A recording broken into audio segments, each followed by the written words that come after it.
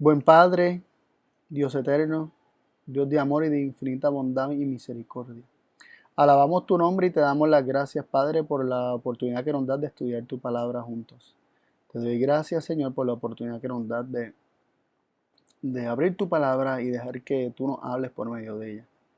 Te pido que bendiga a cada persona que ha de estar viendo este estudio y que pueda meditar en tu palabra, Señor, y comprobar por sí mismo, por sí misma, eh, que estas cosas que enseñan tu palabra son ciertas, Padre. Pedimos que nos des sabiduría de lo alto para comprenderla correctamente y también para expresarla correctamente. Estas cosas agradecemos y pedimos en el dulce nombre de tu Hijo Jesús. Amén. Muy bien.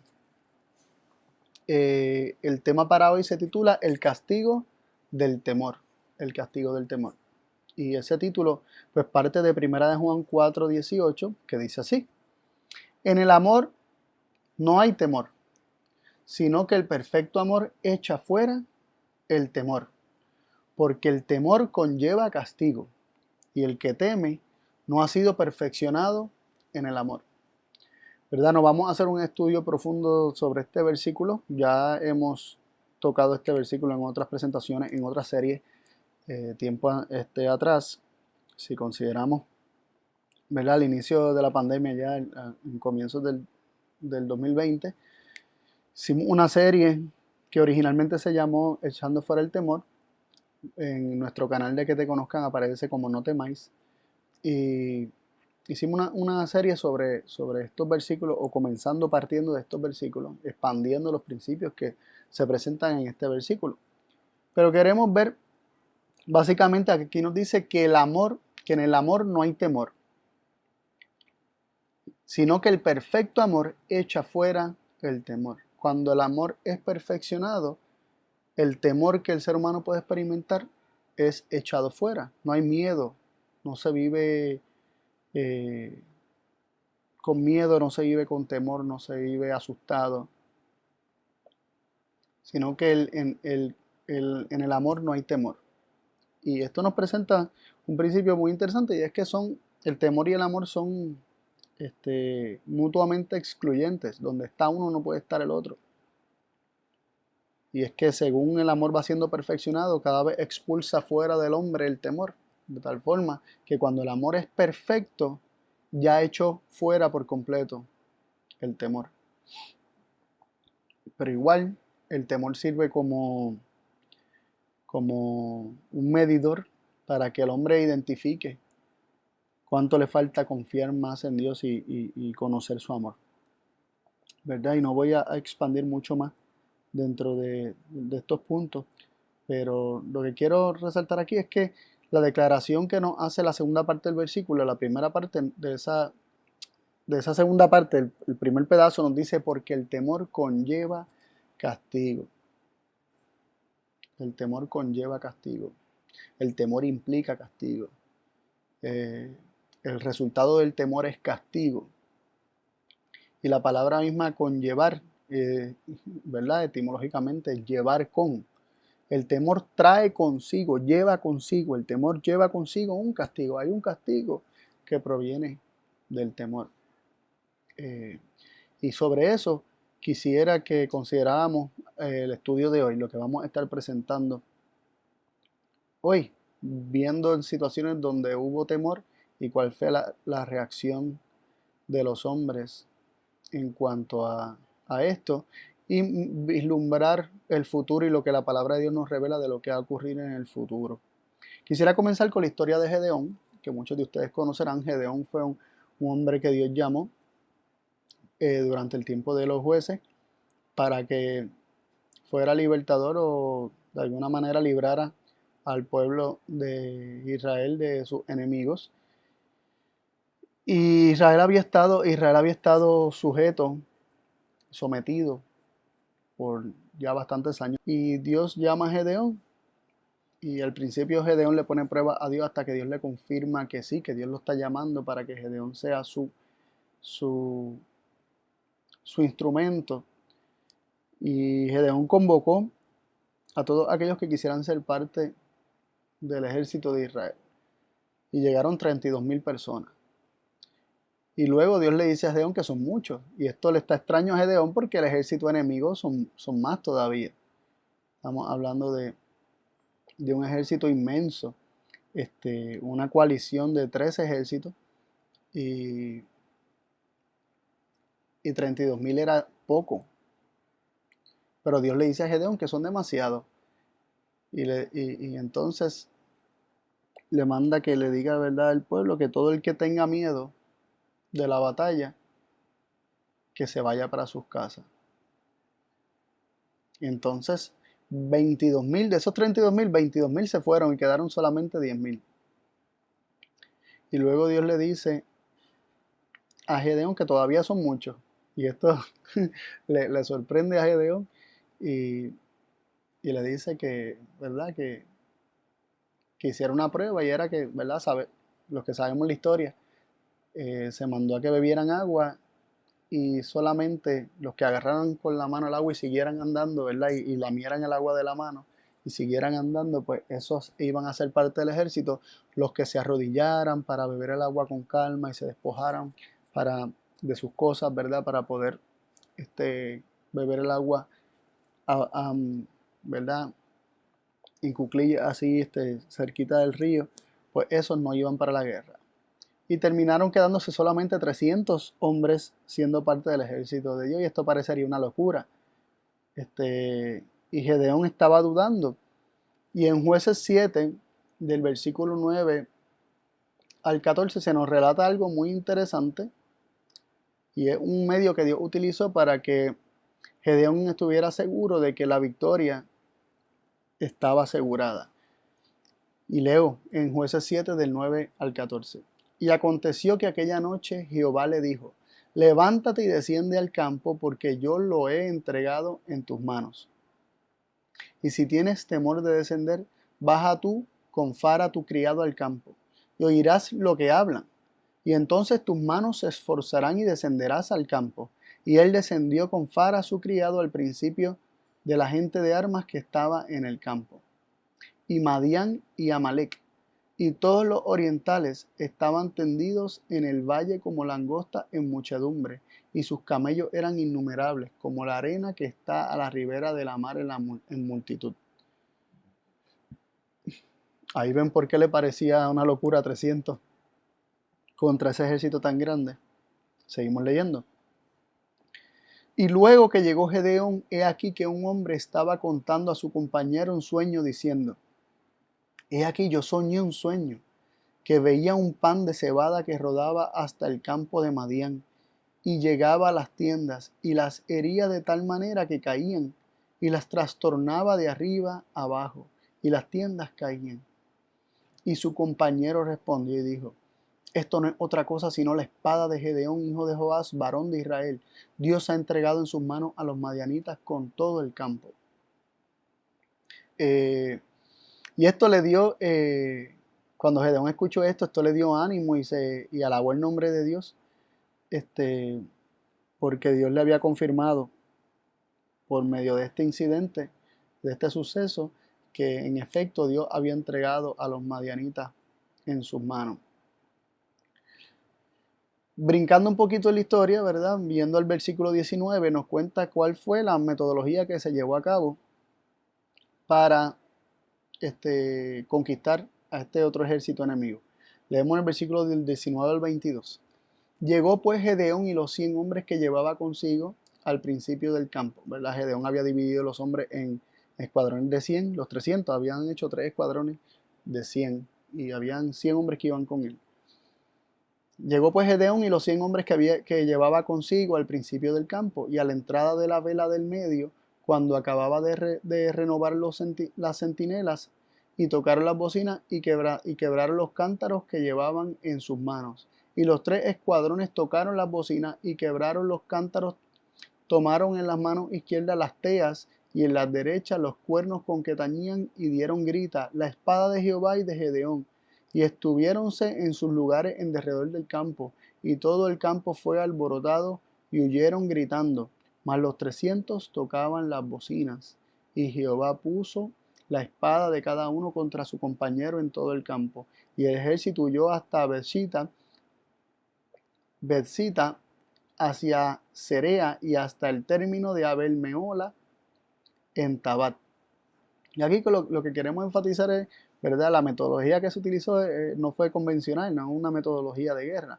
Se utilizó bocinas o trompetas, se utilizaron cántaros, los 300 tenían cántaros, los 300 tenían trompetas y tenían teas o antorchas que estaban dentro de los cántaros. Entonces, cuando ellos quebraron los cántaros, ¿verdad? Que tocaron la bocina, quebraron los cántaros y agarraron las teas que quedó, ¿verdad? Las antorchas, las tomaron y gritaron la espada de Jehová y de Gedeón. Y estaban alrededor del campamento. ¿Y qué fue lo que ocurrió con el campamento? Nos dice el versículo 21 que el campamento fue alborotado y huyeron gritando. Un campamento tan grande con tantos hombres de guerra, lo que escuchan es una bocina, una trompeta sonando, escuchan el ruido de los cántaros quebrándose y la antorcha a su alrededor, y fueron alborotados y huyeron gritando, es decir, estaban asustados, tenían miedo.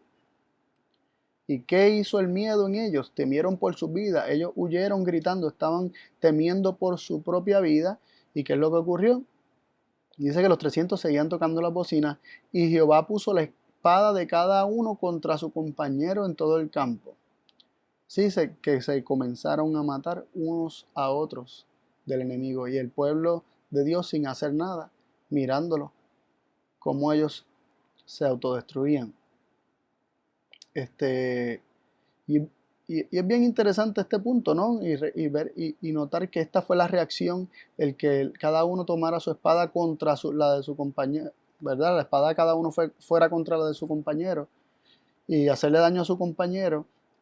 Fue la reacción de miedo, fue la reacción de temor, fue la reacción de estar alborotado y comenzar a buscar salvar la vida.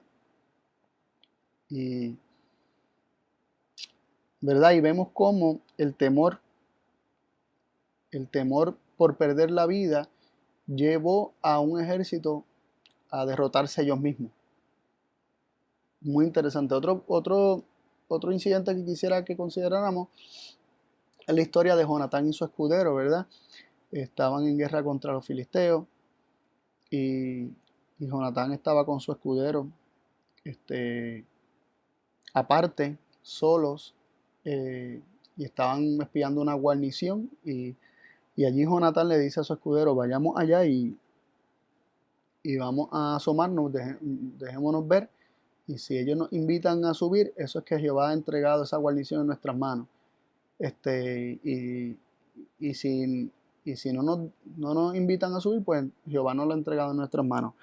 Y le dice, porque para Jehová no es difícil salvar con mucho o con poco. Y su escudero, su paje de armas le dice, sí, no hay problema, yo te seguiré a donde tú vayas. Y así mismo hicieron, se mostraron a la guarnición filistea. Los filisteos los invitaron a pasar y ellos pasaron y comenzaron a trastocar esa guarnición que habían, y cayeron por su mano algunas 20 personas, que no parecería mucho en cuestión de batalla. Pero ¿qué es lo que ocurrió a raíz de cuando esta guarnición comenzó a caer en manos de Jonatán y de su escudero? Leemos en 1 Samuel 14, versículos 15 y 16. Dice, y hubo temblor en el real y por el campo, y entre toda la gente de la guarnición, y los que habían ido a hacer correrías, también ellos temblaron y alborotóse la tierra, hubo pues gran consternación. ¿Qué se nos dice en el versículo 15? Que hubo temblor entre toda la gente de la guarnición, que todos ellos temblaron, aun los que fueron a hacer correría, y hubo gran consternación, estaban asustados, estaban temerosos. Versículo 16 dice, y las centinelas de Saúl vieron desde Gabá de Benjamín cómo la multitud estaba turbada e iba de una parte a otra y era deshecha. Ellos veían que el ejército de los filisteos estaba turbado y de una parte iban de un lado a otro y eran deshechos, caían, eran destruidos, pero estaban muy lejos y no comprendían qué era lo que estaba pasando. Solamente veían que había algo que los estaba destruyendo, veían que la gente estaba turbada, que se movían de un lado a otro. No sabían que había un gran temor y un temblor y una consternación en medio del ejército y se acercaron de alguna manera para poder ver qué era lo que estaba pasando. Y leemos en el versículo 20 de 1 Samuel 14. Dice así: y juntando Saúl todo el pueblo que con él estaba, vinieron hasta el lugar de la batalla, y aquí que la espada de cada uno era vuelta contra su compañero, y la mortandad era grande. El miedo, el temblor, la consternación, el estar turbado, hizo que cada uno tomara su espada y se volviera contra su compañero, al punto que había una gran mortandad ocurriendo en medio de los filisteos. Pero se la estaban haciendo ellos mismos. Sí hubo un detonante, ¿verdad? Así como en la historia de Gedeón hubo un detonante, lo que hizo Jonatán fue un detonante para que se levantara el miedo, para que ellos se turbaran, para que ellos temblaran, para que estuvieran consternados. Pero este temor y esta consternación, ¿qué provocó en ellos? Que su espada fuera contra su compañero. Y esto lo vamos a ver muchas veces en la Biblia, solamente estoy citando algunas incidencias de esto, pero que quiero resaltar aquí es que cuando el ser humano tiene miedo de perder su vida, arremete contra el que sea, con tal de salvarse. Todo aquel que represente una amenaza, el ser humano pues arremete contra él, a ciegas, ¿no? Cualquier cosa menos perder la vida. Y no se da cuenta que lo que está haciendo es autodestruyéndose, ¿no? En su ignorancia, ¿no? Y me viene a la mente este versículo donde Jesús dijo que todo aquel que quiera salvar su vida la perderá, todo aquel que ame su vida en este mundo, todo aquel que el centro de su ser sea él mismo,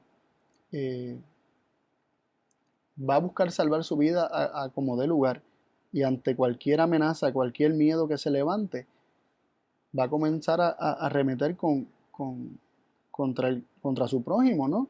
Y es triste porque vemos que el temor de perder la vida te convierte en destructor. Te convierte en destructor. En Hebreos capítulo 2, versículos 14 y 15, se nos dice que Satanás y su imperio de muerte sujeta bajo servidumbre por medio del temor a la muerte.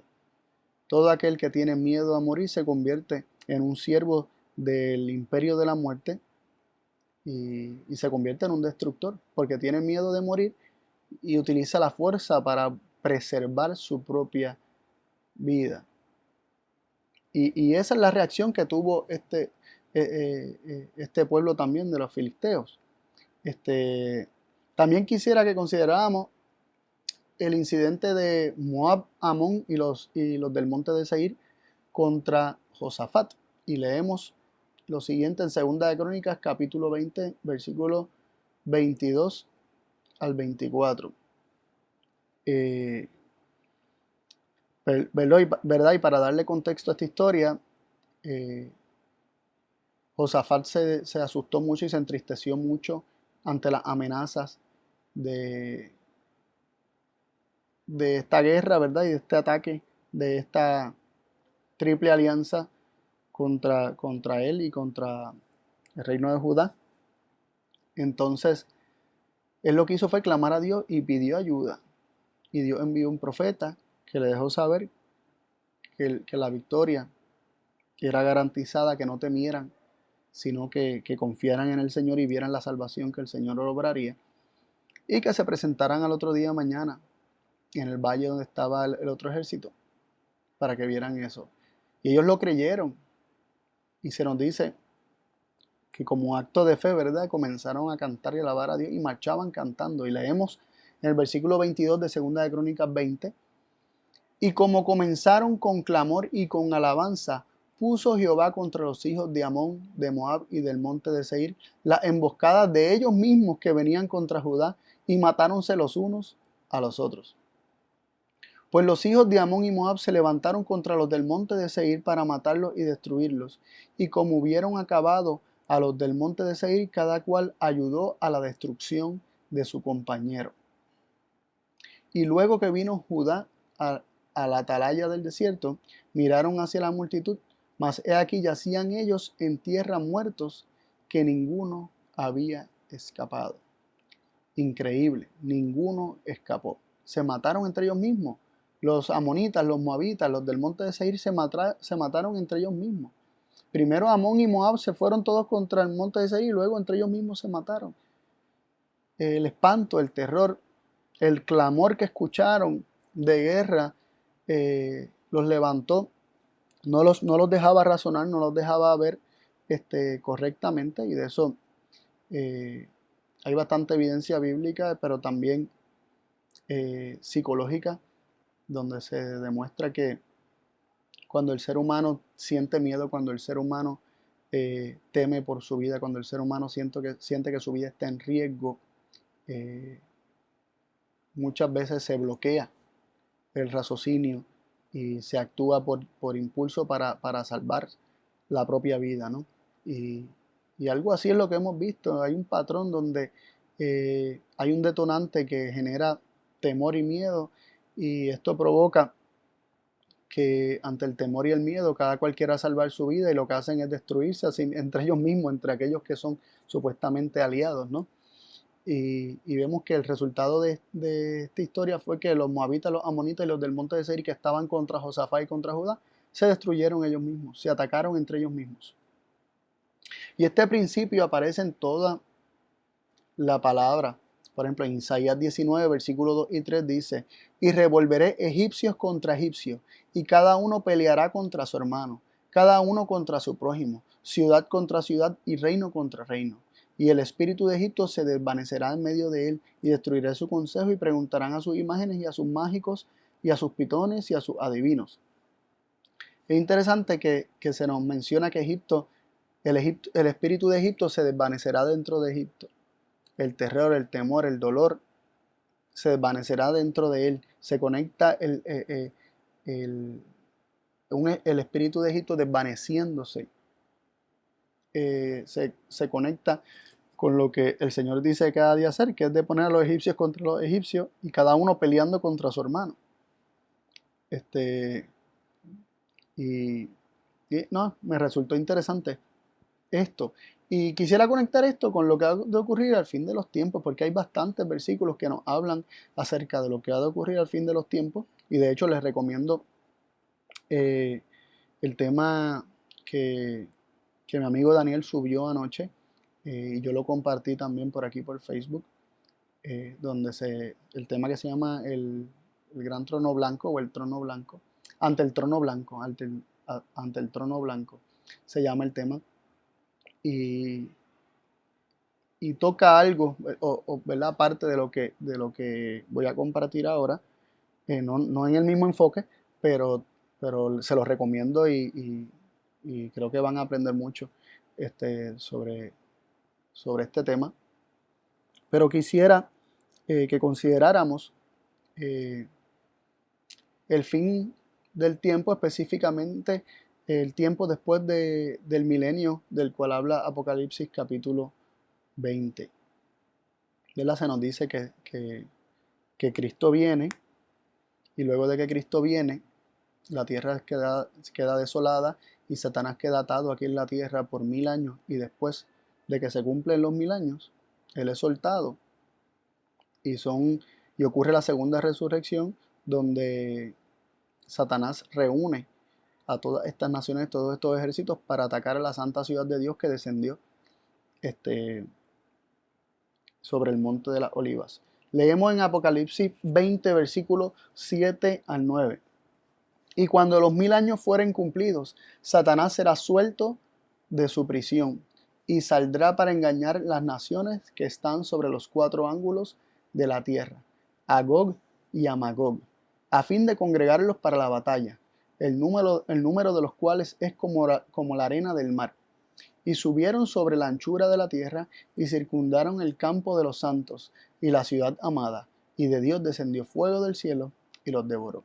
Aquí lo primero que quiero que veamos es que después de que los 1000 años son cumplidos, Satanás es suelto de su prisión y sale para engañar a las naciones que están sobre los 4 ángulos de la tierra. Entonces, tenemos dos nombres aquí, Gog y Magog, a fin de congregarlos para la batalla.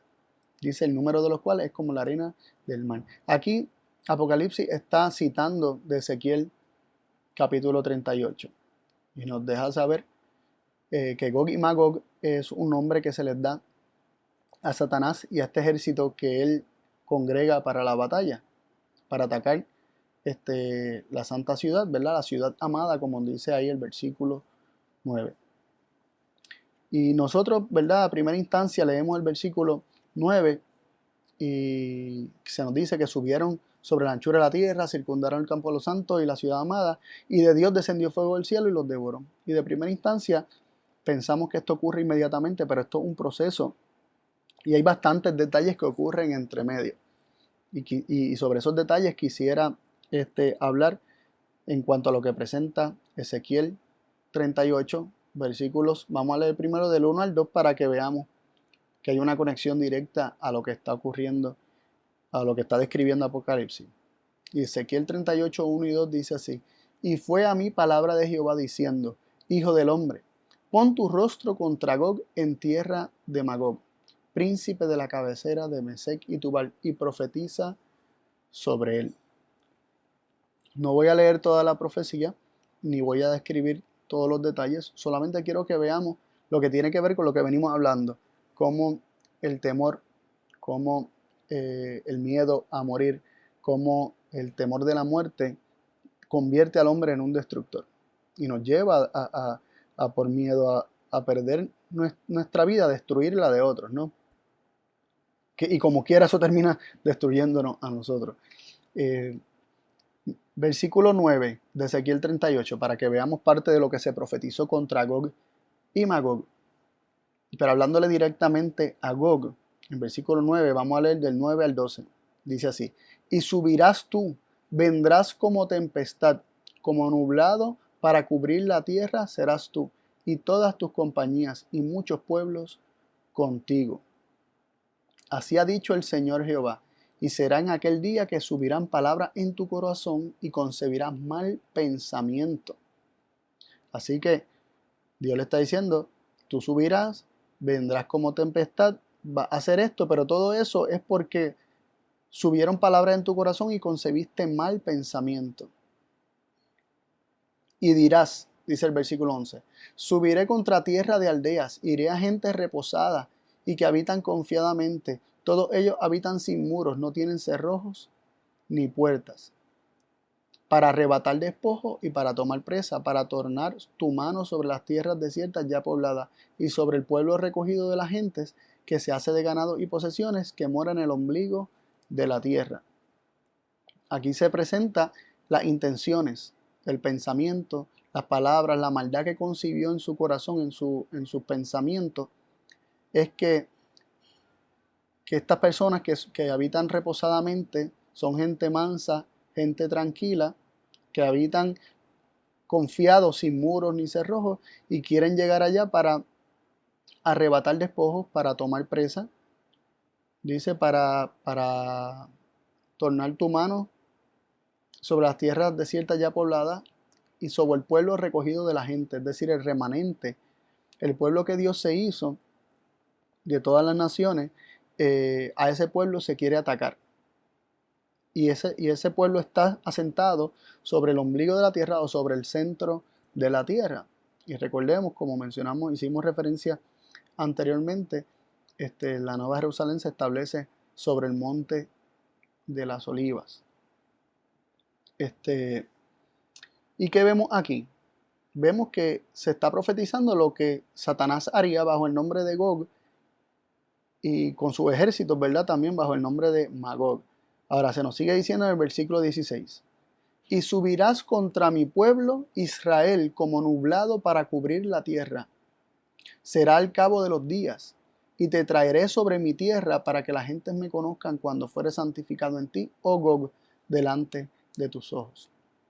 Gog, o Satanás, reunirá a un ejército que se le llama Magog, a un pueblo que se le llama Magog, para atacar el campamento de los santos, de la santa ciudad. Y dice que vendrá como un nublado para cubrir la tierra al cabo de los días, es decir, al fin del milenio, al cabo del tiempo, donde él estaría atado, ¿verdad? Después sería soltado y vendría para, para circundar la tierra, ¿verdad? Rodearla, la santa ciudad, perdón, y atacarla. Y dice que el Señor lo traerá. Se nos dice que el Señor es quien lo trae, pero ¿por qué el Señor lo trae?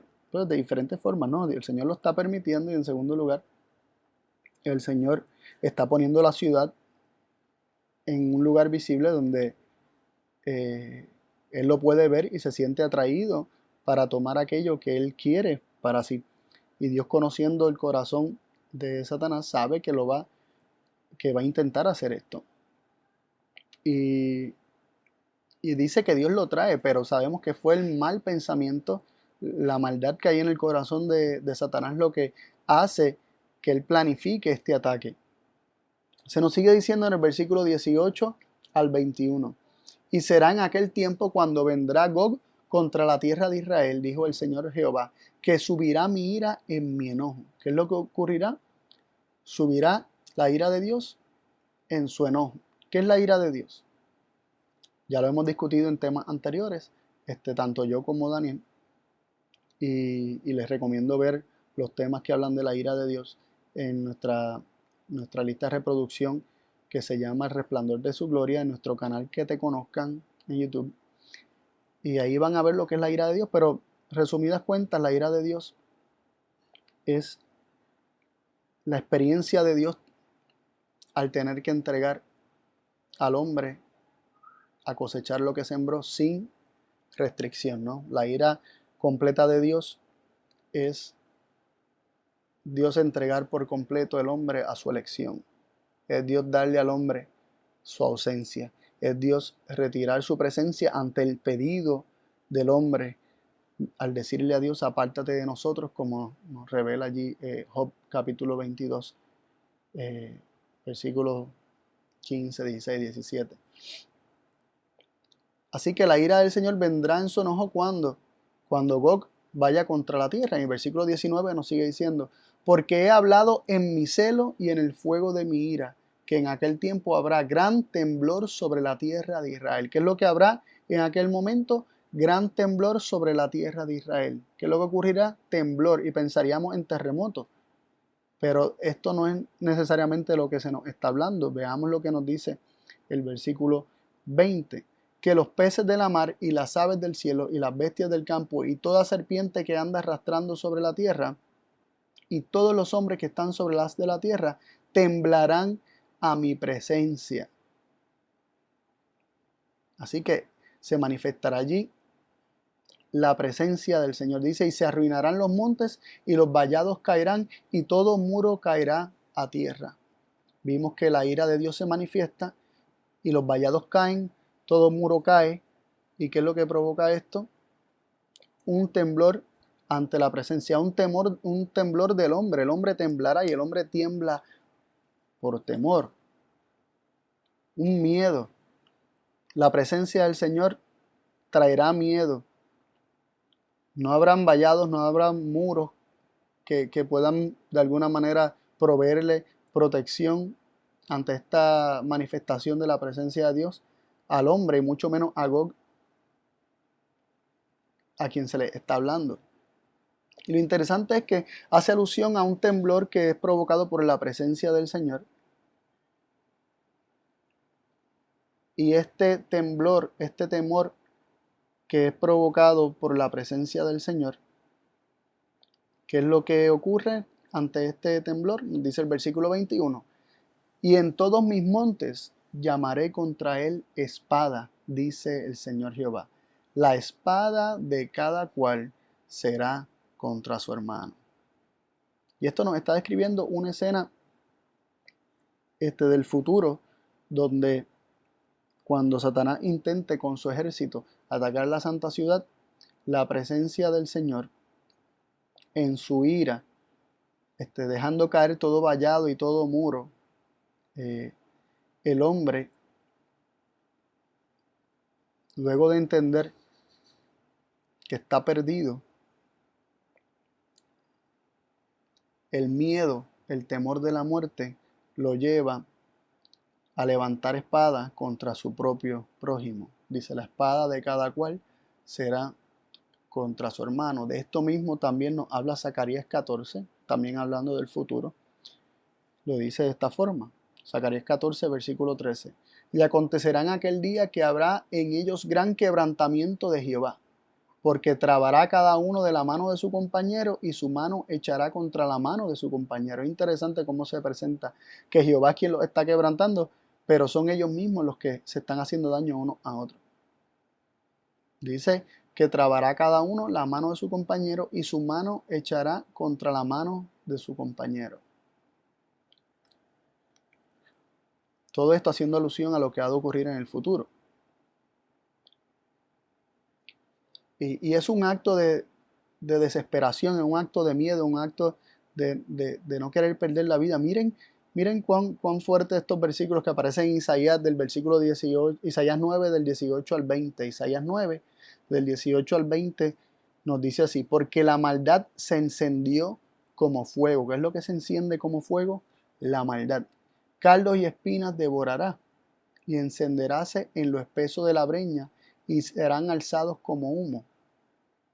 Así que la maldad, ¿dónde está la maldad? En el hombre, en Gog, en Magog. Son los que pensaron maldad, los que albergaron maldad, los que Dios y los que están en la ciudad no tienen maldad. Pero la maldad se encendió como fuego, es la maldad la que se enciende como fuego. Porque la ira de Jehová de los ejércitos se oscureció, por la ira de Jehová de los ejércitos se oscureció la tierra, y será el pueblo como pábulo del fuego. El hombre no tendrá piedad de su hermano. Dice que cuando el hombre comienza a experimentar este fuego, cuando la maldad se enciende en el hombre, el pueblo será como pábulo del fuego y el hombre no tendrá piedad de su hermano. Mientras el hombre está experimentando este fuego interno, el hombre no tendrá piedad de su hermano. Cada uno hurtará la mano derecha y tendrá hambre y comerá a la izquierda y no se hartará, y cada cual comerá la carne de su brazo. Se podrá hasta hacer daño a sí mismo en la desesperación de querer salvar su vida. Es algo que no hace sentido, ¿verdad?, al decirlo de esa forma, pero recordemos lo que mencioné: cuando el hombre está desesperado, cuando el hombre teme por su vida, no razona y actúa por impulso. Ageo 2:22 también nos presenta el mismo principio hablando acerca del futuro. Dice: y trastornaré el trono de los reinos, y destruiré la fuerza del reino de las gentes, y trastornaré el carro y los que en él suben, y vendrán abajo los caballos y los que en ellos montan. ¿Cómo ocurrirá esto? ¿Cómo el Señor ha de tumbar a los jinetes de los caballos y a los que corren los carros? Cada cual por la espada de su hermano. Los ejércitos que han de atacar la ciudad, estas fuerzas del reino de la gente será trastornada por el Señor. ¿Cómo? Permitiendo que la espada de cada cual sea contra su hermano.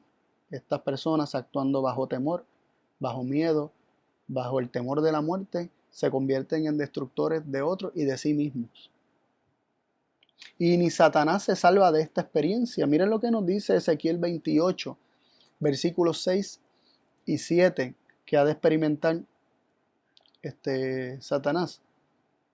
Por tanto, así ha dicho el Señor Jehová: por cuanto pusiste tu corazón como corazón de Dios, por tanto, he aquí yo traigo sobre ti extraños, los fuertes de las gentes, que desenvainarán sus espadas contra la hermosura de tu sabiduría y ensuciarán tu esplendor. Así que hasta contra Satanás se vuelve esta multitud. Así que vimos que hay un fuego que se enciende, la maldad se prende como la maldad en el hombre se prende como un fuego.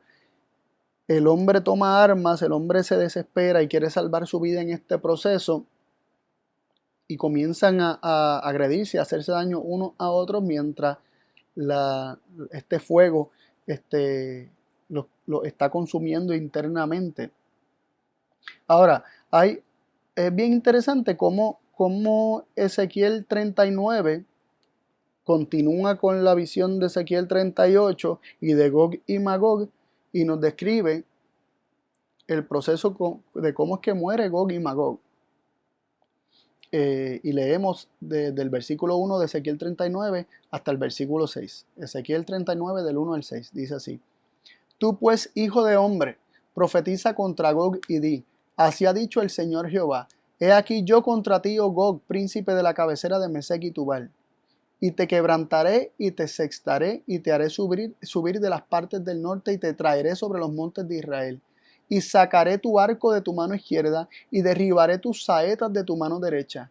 Sobre los montes de Israel caerás tú y todas tus compañías, es decir, Gog y Magog. Caerás tú, Gog, y tus compañías, Magog. Sobre los montes de Israel caerás tú. ¿Qué es lo que ocurrirá? Caerá. ¿Caerá cómo? Morirá. Y los pueblos que fueron contigo, a toda ave y a toda cosa que vuela y a las bestias del campo, te he dado por comida. Caerán muertos. Sobre la haz del campo caerás, porque yo he hablado, dice el Señor Jehová. Después de que caen muertos, después de que caen, miren cómo nos dice el versículo 6 de Ezequiel 39, y enviaré fuego sobre Magog y sobre los que moran seguramente en la isla y sabrán que yo soy Jehová. Así que se habla de una muerte, se habla de la destrucción de Gog y de Magog, de cayendo muertos en el suelo, siendo para comida de toda ave y toda cosa inmunda que huele y de las bestias del campo. Caerán como muertos en el suelo y luego de que están muertos viene fuego sobre ellos, ¿no? Así nos presenta en el versículo 6. Después de que caen muertos al suelo y son para comida de las bestias y de las aves y de toda cosa que vuela, entonces es que viene un fuego que los consume. Y es muy interesante este patrón porque aparece en varios lugares en la Biblia y prefigurando lo que ha de ocurrir. Por ejemplo, la destrucción de Babilonia que aparece en Apocalipsis capítulo 18 y en el 17 nos presenta este mismo principio. Apocalipsis 18:8 dice así: Por lo cual en un día vendrán sus plagas, hablando de Babilonia, la ramera, vendrán sus plagas, muerte, llanto y hambre, y será quemada con fuego, porque el Señor Dios es fuerte que la juzgará. Aquí nos presenta que vienen las plagas, viene la muerte, el llanto y el hambre, y es quemada con fuego, y el Señor es quien la juzga. Pero en el versículo 16 del capítulo 17, el capítulo anterior, 17, versículo 16, nos cuenta cómo es que Babilonia muere y es quemada. Y nos dice así: y los 10 cuernos que viste en la bestia, los cuernos de la bestia, estos aborrecerán a la ramera. Así que los 10 cuernos de la bestia, que son 10 reyes de este mundo, no del reino de Dios ni nada por el estilo, son los que aborrecen a la ramera, dice, y la harán desolada y desnuda, y comerán sus carnes, la destruyen, la matan, y la quemarán con fuego. Así que vemos una destrucción, una muerte mencionada primero y luego el fuego mencionado después. También en cuanto a los sacrificios de animales, los sacrificios de animales ordenados por Dios y el ritual dado por Dios, nos revela en gran medida cómo esto conecta con la muerte de los impíos y cómo esto conecta con el castigo que ha de experimentar ¿verdad? Los malvados al fin de la historia de este mundo. Dice en Levítico 1 del 3 al 8: Si su ofrenda fuere holocausto de vacas, macho sin tacha lo ofrecerá. De su voluntad lo ofrecerá a la puerta del tabernáculo del testimonio delante de Jehová. y pondrá su mano sobre la cabeza del holocausto y él lo aceptará para expiarle. Primero se pone la mano sobre la cabeza del animal, ¿verdad? Se le confiesan los pecados, ¿verdad? Esto representa el que, el que ha de perecer tenga convicción de pecado. Entonces degollará el becerro en la presencia de Jehová. Y los sacerdotes, hijos de Aarón, ofrecerán la sangre y la rociarán alrededor sobre el altar, el cual está a la puerta del tabernáculo del testimonio. Y desollará el holocausto y lo dividirá en sus piezas. Y los hijos de Aarón, sacerdote, pondrán fuego sobre el altar y compondrán la leña sobre el fuego. Luego los sacerdotes, hijos de Aarón, acomodarán las piezas, la cabeza y el redaño sobre la leña que está sobre el fuego que habrá encima del altar. Estos sacrificios que representan o toman el lugar, ¿verdad? Representa la sustitución del pecador. Vemos que el animal primero muere y después es quemado, ¿verdad? Hay un proceso de poner las manos sobre la cabeza del animal, luego se degolla el animal, luego el animal se pica en pedazos, se pone el altar, ¿verdad? Se prepara el altar con fuego y con leña, y luego se ponen las piezas del animal ya muerto para ser quemado. Este fuego físico, este fuego tal como nosotros lo conocemos, o por lo menos este fuego que consume la materia, es un fuego que viene posterior a la muerte del cordero, ¿verdad? Entonces vemos así como los pecados son sobre la cabeza del animal, luego viene la muerte del animal y después el animal es quemado. Dios no mandó a tirar al animal al fuego estando vivo. Y esto es algo que tenemos que considerar. Y muchas veces cuando leemos Apocalipsis damos un salto. Cuando dice que Dios enviará fuego del cielo, pues pensamos que lo ha de hacer mientras el ejército, o sea, lo vemos así como una cosa detrás de la otra, sin rellenarlo con todos los demás textos que nos hablan acerca de este evento, como hemos estado leyendo en Ezequiel 38 y 39. También Ezequiel 21:30 dice lo siguiente: la volveré, o sea, del 30 al 32, la volveré a su vaina, en el lugar donde te criaste, en la tierra donde has vivido, te juzgaré, y derramaré sobre ti mi ira, el fuego de mi enojo haré encender sobre ti, y te entregaré en mano de hombres temerarios, artífices de destrucción. Serás pasto del fuego, se empapará la tierra de tu sangre, no habrá más memoria de ti, porque yo Jehová he hablado. ¿Qué nos presentan estos versículos? Lo primero que nos dice es que el Señor dice que Él derramará su ira, el fuego de su enojo hará descender sobre ¿verdad? El pecador, especialmente sobre Satanás ¿verdad? Sobre Gog y Magog, aunque aquí no se mencionan esos nombres en particular, pero el fuego del enojo del Señor se encenderá sobre el objeto de su ira, ¿no? Y dice, sobre aquellos que son juzgados, y dice que lo hará descender sobre él ese fuego. Dice, y te entregaré en manos de hombres temerarios, artífices de destrucción. Y esto coincide con lo que venimos viendo. La maldad se enciende, el fuego de la maldad se enciende, los hombres arremeten cada uno contra otro por miedo a perderse, y luego de que están muertos, entonces viene un fuego que consume y que quema y que purifica. Miren cómo dice esto. El orden: derramaré sobre ti mi ira, el fuego de mi enojo haré descender sobre ti, te entregaré en manos de hombres temerarios, artífices de destrucción, serás pasto del fuego. Bueno, se habla de otro fuego. Después, se empapará la tierra de tu sangre, no habrá más memoria de ti. Primero muerte en manos de hombres temerarios, o primero el fuego del enojo cayendo sobre el hombre, luego la muerte en manos de hombres temerarios, luego se convierte en el pasto del fuego, y luego se dice que no hay más memoria de él, como podría decir Ezequiel 28, para siempre dejarás de ser. Y toda esta multitud, Gog y Magog, o sea, Satanás y sus secuaces, están descritos en Apocalipsis 21:8, donde dice: mas a los temerosos e incrédulos, a los abominables y a los homicidas, a los fornicarios, a los hechiceros, a los idólatras y a todos los mentirosos, su parte será en el lago ardiendo con fuego y azufre, que es la muerte segunda. La parte de ellos es en el lago de fuego y azufre. Y se menciona algo bien interesante: a los temerosos e incrédulos. A los temerosos e incrédulos. Los que viven por miedo es porque nunca dejaron que el amor se perfeccionara en ellos. No creyeron el amor que Dios tenía para con ellos. No conocieron o no quisieron conocer ese amor, o rechazaron el conocimiento de ese amor y no creyeron en el amor que Dios tenía para con ellos. ¿Y qué les resta? Pues Dios les da su elección. Dios les da su elección.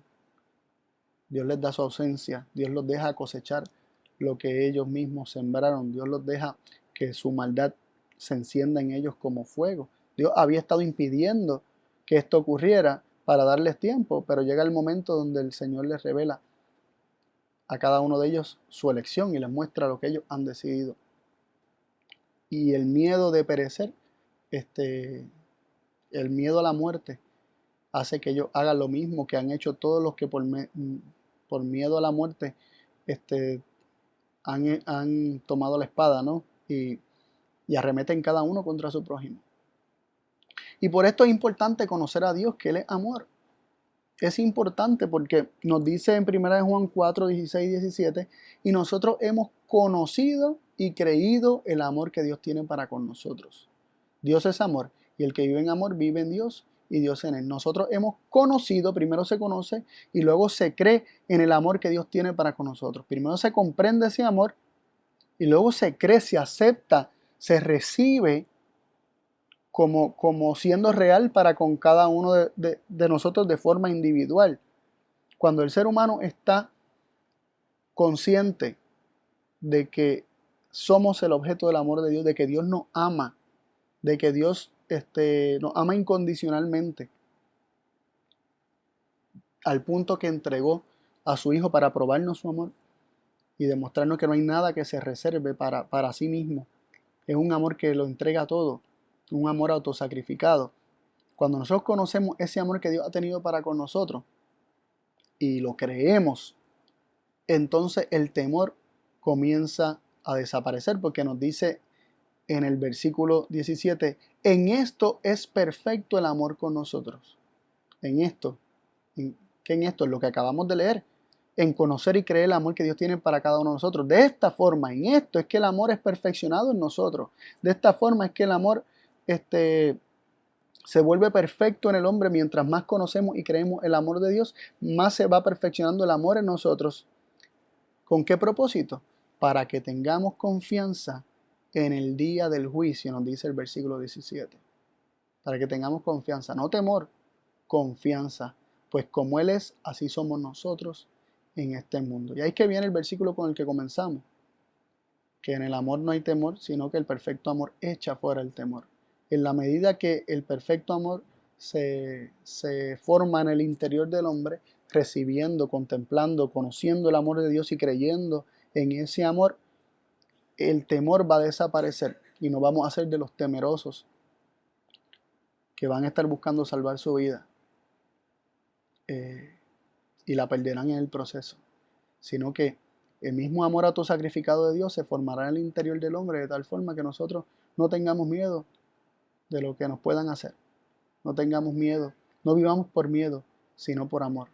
Ese sea el motor de nuestras vidas. Dios nos bendiga. Oremos. Padre, agradecemos por la bendición que nos das de estudiar tu palabra. Pedimos que continúes mostrándonos lo que tu palabra enseña acerca de ti, porque todo conocimiento que está en tu palabra es para que te conozcamos, para que sepamos cómo tú eres, Señor, para que esto genere confianza en ti y dependencia de ti.